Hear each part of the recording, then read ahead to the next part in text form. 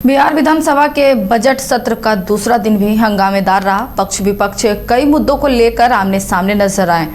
आपको सुनवाते हैं कुछ नेताओं की प्रतिक्रियाएं।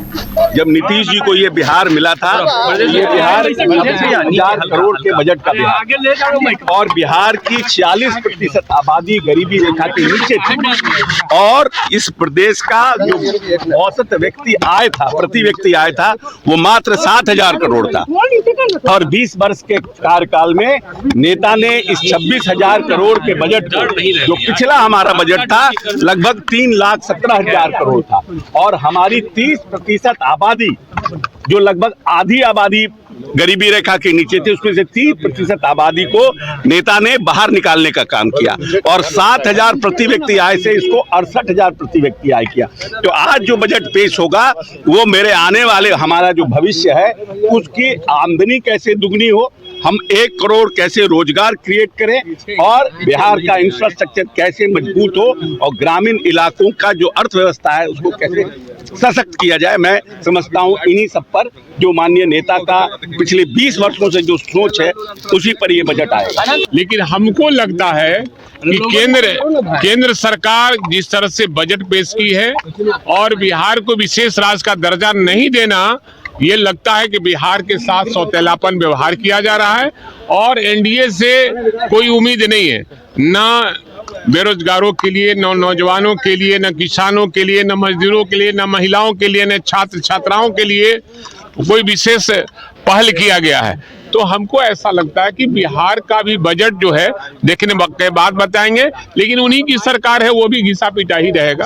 अब तो एक बार नहीं अनेकों बार इस तरह की घटना घटी है, और हमको लगता है कि ये बिहार के मुख्यमंत्री जी पता नहीं बिहार के लोग को शर्मसार कर रहे हैं, और कोई भी मुख्यमंत्री इस तरह से नहीं करता था।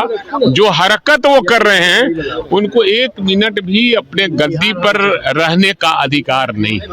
और बजट की जो सबसे बड़ी खूबसूरती है वो है कि हम 1 करोड़ युवाओं को स्किल ट्रेनिंग देने का काम करेंगे, यानी युवाओं को स्किल ट्रेनिंग देकर उनको रोजगार के लिए जो है स्वावलंबी बनाएंगे। महिलाओं को आर्थिक स्वावलंबन, ये बहुत बड़ी बात है कि महिला जो देश, हमारे समाज की आधी आबादी है, उसको आर्थिक स्वावलंबन कराने के लिए ये बजट में बहुत बड़ा प्रावधान किया गया है।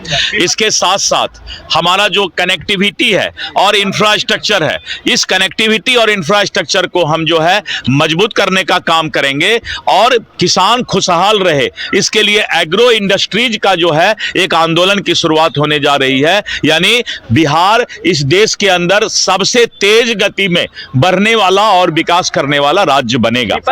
केंद्र के बजट के ताल्लुक से ये कहा कि बिहार को विशेष राज्य का दर्जा दो, विशेष पैकेज दो, ऐसा कुछ भी नहीं कहा, जिसकी वजह से किसान के लिए और बेरोजगारों के लिए कुछ भी नहीं है उसमें। और जहां तक रेल के परियोजनाओं में पीठ थपथपाते हैं, वो रेल परियोजना है तो वो नॉर्थ के स्टेट को जोड़ने के लिए है, स्पेशल बिहार को कुछ भी नहीं मिल पाया है। मैं समझता हूँ कि आज बिहार का जो वो होना है, बजट पेश होना है, इसमें सबसे बिहार में अगर आप ये कहते हैं कि मुख्य धारा में सबको जोड़ो, तो मुख्य धारा में जो अभी आर्थिक सर्वेक्षण आया है उसमें ये देखा गया है कई जिले हैं, यहाँ लगभग 76,000 हो गया है पर कैपिटा इनकम, लेकिन आज भी सीमांचल के जिलों का पर कैपिटा इनकम 20-25 हज़ार से आगे नहीं बढ़ सका है। उसके लिए अलग से इन लोगों ने बजट में अगर कोई प्रावधान नहीं किया तो मैं समझता हूँ कि फिर एक बार सीमांचल के लोगों के साथ छलावा होगा। गरीबों का प्लान रुक नहीं रहा है, और गरीबों लगभग 250 जो कल कारखाने हैं वो यहाँ से भाग गए बाहर, और ये सरकार पीठ थपथपा रही है विकास के ये झूठे आंकड़े पेश करके। कहीं ना कहीं से लोगों को दिग्भ्रमित किया जा रहा है। महंगाई बढ़ी है, लोगों की स्थिति अच्छी नहीं है, किसानों और बेरोजगारों के लिए अब क्या होता है वो देखने के बाद कहता है।